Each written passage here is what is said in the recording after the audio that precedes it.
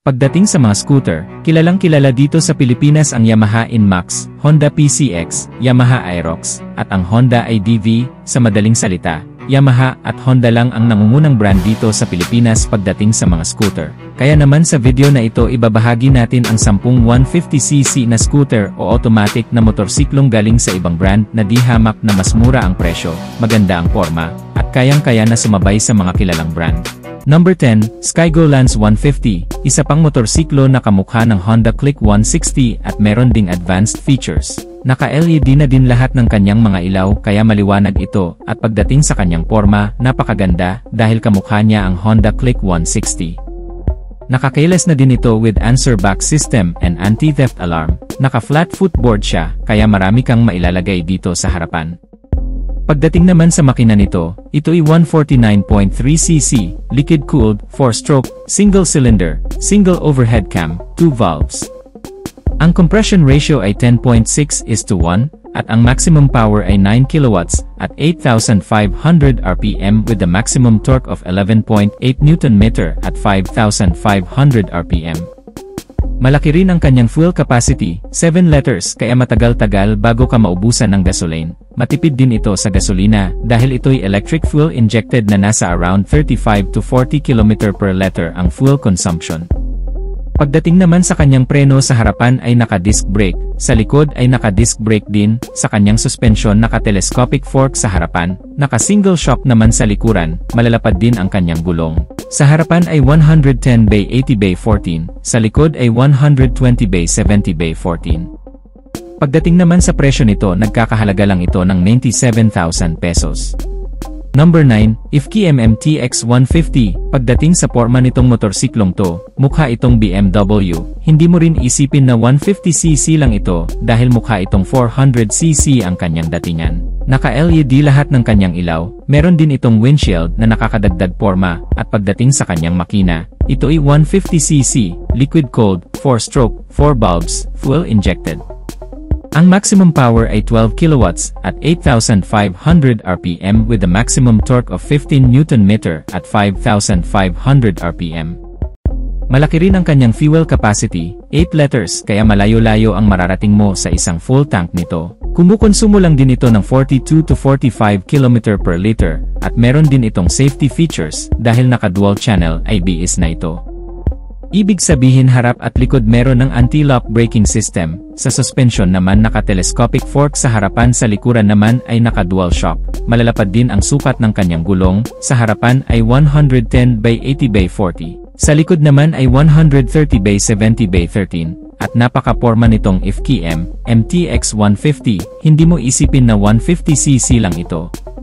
Pagdating naman sa kanyang presyo, nagkakahalaga ito ng 139,000 pesos. Number 8, Rusi Rapid 150. Ang scooter namang ito ay nahahawig sa Yamaha Aerox, pero syempre pagka Rusi, talagang mas mura ang presyo. Pagdating sa kanyang forma kuhang-kuha at mapagkakamalan mo talaga na Yamaha Aerox ang motorsiklong to. Isa itong Rusi 150 sa pinakamabenta pagdating sa 150cc ng Rusi. Pagdating sa makina nito, ito ay 149.6cc, air-cooled, 4-stroke, single-cylinder, 2 valves at ito ay naka-carb. Ang compression ratio nito ay 9.5:1, ang maximum power ay 7.8 kilowatts at 7,500 RPM with the maximum torque of 10.5 Nm at 5,500 RPM. Ang fuel capacity naman nito ay 5 liters at sa kanyang fuel consumption, nag-average ito ng 30 to 35 km per liter. Pagdating sa kanyang preno, naka-disc brake sa harapan at naka-drum brake sa likuran, at ang suspension naka-telescopic fork sa harapan, sa likuran naman ay naka-dual shock. Pagdating sa kanyang mga gulong, ang sukat ng kanyang gulong dito sa harapan ay 110/70/13, sa likod naman ay 130/70/13 at pagdating sa kanyang presyo sobrang affordable lang. Kalahati ng presyo ng Yamaha Aerox dahil 65,000 pesos lang ito. Number 7 is Skygo KPV 150, isa rin itong bagong modelo ng Skygo at pagdating sa forma nito very unique yung kanyang disenyo. Actually wala pa itong ibang kamukha dito sa Pilipinas, tanging itong KPV 150 lang ang merong ganitong design, kaya naman malayo pa lang makikilala mo kaagad ito. Pagdating sa makina nito, ito ay 150cc, 4-stroke, liquid-cooled, 2 valves, single-cylinder, single overhead cam. At ito ay fuel injected na din. Ang maximum power nito ay 12.1 horsepower at 8,500 RPM with the maximum torque of 11.8 Nm at 5,000 RPM. Malaki rin ang kanyang fuel capacity. 11 liters kaya malayo-layo rin ang mararating mo sa isang full tank nito. Matipid din ito sa gasolina dahil kumukonsumo lang ito ng 41 km per liter.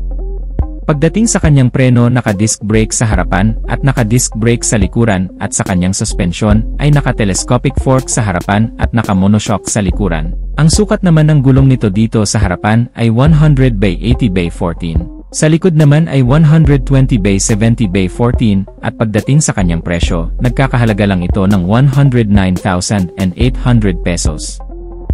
Number 6 is Waymo-Jet X150. Sobrang naging popular din ang scooter na ito mula nung nilabas ito dito sa Pilipinas. Talagang pinag-usapan at marami ang humanga sa kanyang disenyo dahil kung makikita nyo, napakaganda. Talagang futuristic at napaka-elegante nito. Pagdating naman sa makina nito, ito'y 150cc, 4-stroke, 4-bulb, single-cylinder, single overhead cam, liquid-cooled.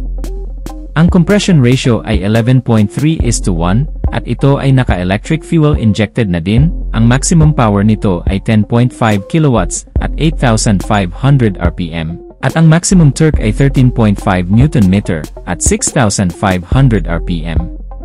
Pagdating sa kanyang preno, naka-disc brake sa harapan at naka-disc brake din sa likuran, at ito'y merong CBS or combined braking system. Pagdating sa kanyang gulong, ang sukat ng kanyang gulong dito sa harapan ay 100 by 90 by 14, sa likod naman ay 110 by 80 by 14, at naka-tubeless na ang mga gulong nito. Sa kanyang suspension, naka-telescopic fork sa harapan at naka-dual shock sa likuran. Pagdating naman sa kanyang presyo, nagkakahalaga naman ito ng 135,900 pesos. Number 5, Russi Pulse 150 Fi. Maganda rin ang disenyo nitong scooter na ito, kaya ring sumabay sa mga mamahaling scooter, at ang maganda sa kanya ay naka-flat footboard din ito, kaya meron kang paglalagyan dito sa harapan. Perfect na perfect ito pang hanap buhay at pamalengke. Pagdating naman sa makina nito, ito'y 148.9cc, air-cooled, 4-stroke, single overhead cam, single cylinder, fuel injected. Ang compression ratio nito ay 9.2:1. Maximum power ay 8 kilowatts at 7,500 RPM with a maximum torque of 11.8 Nm at 6,000 RPM.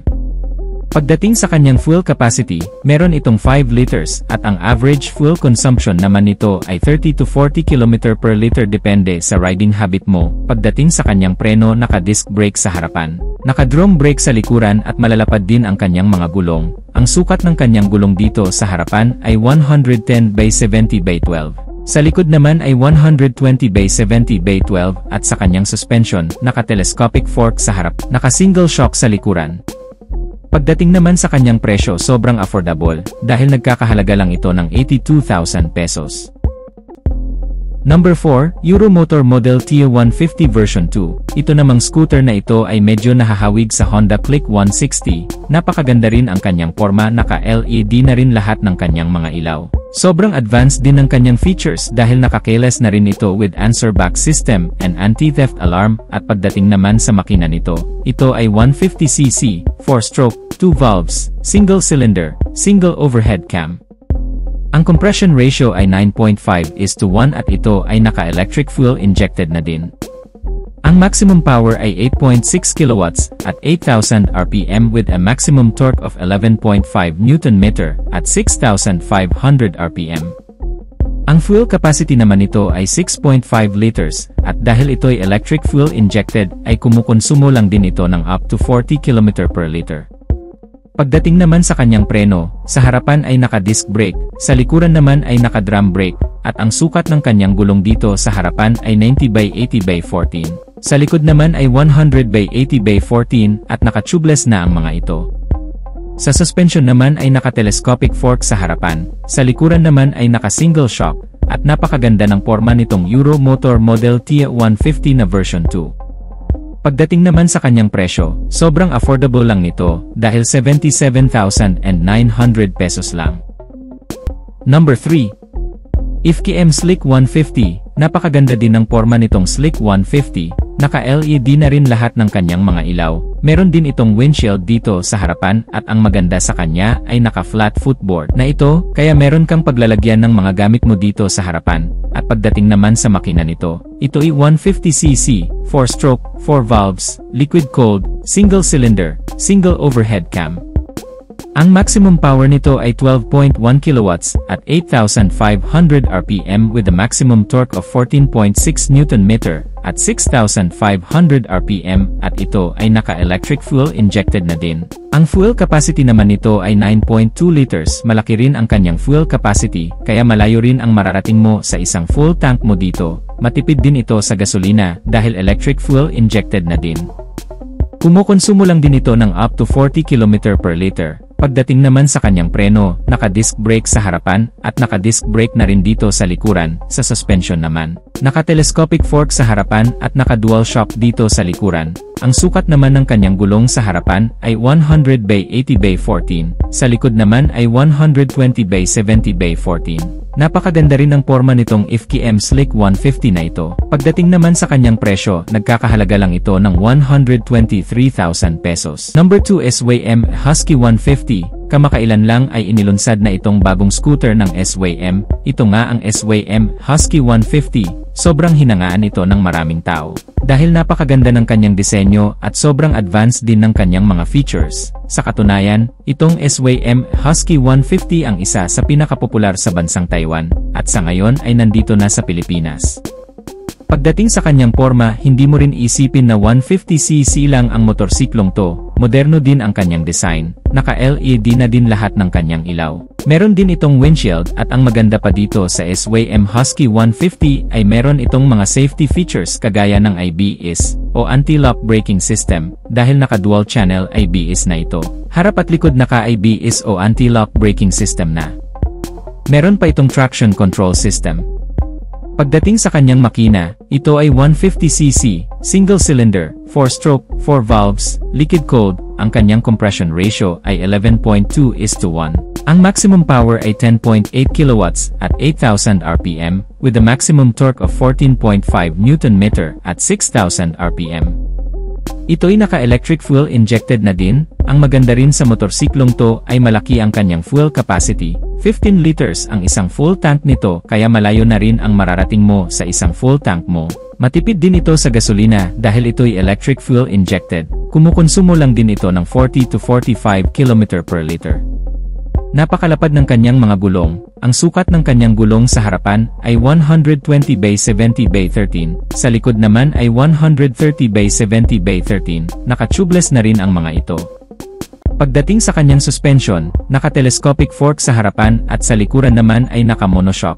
Hindi ba napakaganda ng forma nitong bagong SYM Husky 150? Siguradong marami rin ang bibili ng scooter na ito. Pagdating naman sa kanyang presyo ay nagkakahalaga lang ito ng 152,000 pesos.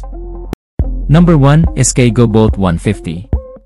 Sa unang tingin akalain mong isa itong maxi scooter na 400cc dahil kuhang-kuha nito ang forma ng Yamaha X-Max. Napakamoderno at elegante ang forma nitong scooter na ito. Mayroon itong mataas na windshield. Naka-LED lahat ng kanyang mga ilaw at siguradong mapapalingon ang kahit na sino dahil napakaganda ng kanyang forma. Pagdating sa makina nito, ito ay 149.3cc, liquid-cooled, 2 valves, single cylinder, 4-stroke, single overhead cam, fuel injected, at ang kanyang compression ratio ay 10.6:1. At ang maximum power nito ay 12 horsepower at 8,500 RPM with a maximum torque of 11.8 Nm at 5,500 RPM. At ang maganda sa motorsiklong ito ay malaki ang kanyang fuel capacity. Pang maxi scooter din talaga dahil 13 liters. Matipid din ito sa gasolina dahil ito ay fuel injected at naka 2 valves lang naman at mababa lang ang kanyang displacement. Kumukonsumo lang ito ng 40 km per liter, kaya naman sa isang full tank nito malayong malayo na talaga ang mararating mo. Pagdating naman sa kanyang mga preno, sa harapan ay naka-disc brake, sa likuran ay naka-disc brake din. Ang kanyang mga gulong ay malalapad. Ang sukat ng kanyang gulong sa harapan ay 110 by 70 by 13, sa likod naman ay 130 by 70 by 13 at naka-tubeless na ang mga ito. Ang kanyang suspension ay naka-telescopic fork sa harapan, at naka-dual shock sa likuran, at talagang hindi nila mapagkakamalan na 150cc ang scooter na ito, dahil mukha itong Yamaha X-Max na nagkakahalaga ng 259,000 pesos. Pero pagdating sa presyo nitong Sky Go Bolt 150, nagkakahalaga lang ito ng 115,000 pesos. So that's it mga ka-Wizard Moto, natapos na tayo sa ating review sa top 10 150cc na magagandang scooter maliban sa Yamaha at Honda. Sobrang dami palang mga 150cc ang available dito sa Pilipinas, napakaganda ng forma, napaka-advanced din ng mga features, pero pagdating sa presyo, mas affordable o mas abot kaya. Pagdating naman sa durability ay matitibay din naman ang mga motorsiklong to, hindi rin naman ito basta-basta masisira as long as nasa tamang pag-aalaga. Kung ikaw ang tatanungin, ano ang pinaka nagustuhan mo sa 5 motorsiklo na napag-usapan natin sa video na ito, paki-comment mo na lang sa baba, at kung nagustuhan mo naman ang videong to, just hit like. At kung bago ka pa lang sa aking YouTube channel ay huwag kalimutang mag-subscribe, hit mo na rin ang notification bell icon para sa mga susunod kong video ay updated ka palagi, huwag din kalimutang mag-follow sa ating Facebook page. So hanggang dito na lang muna tayo mga ka-Wizard Moto, maraming salamat sa walang sawang pagsuporta, ride safe as always and God bless.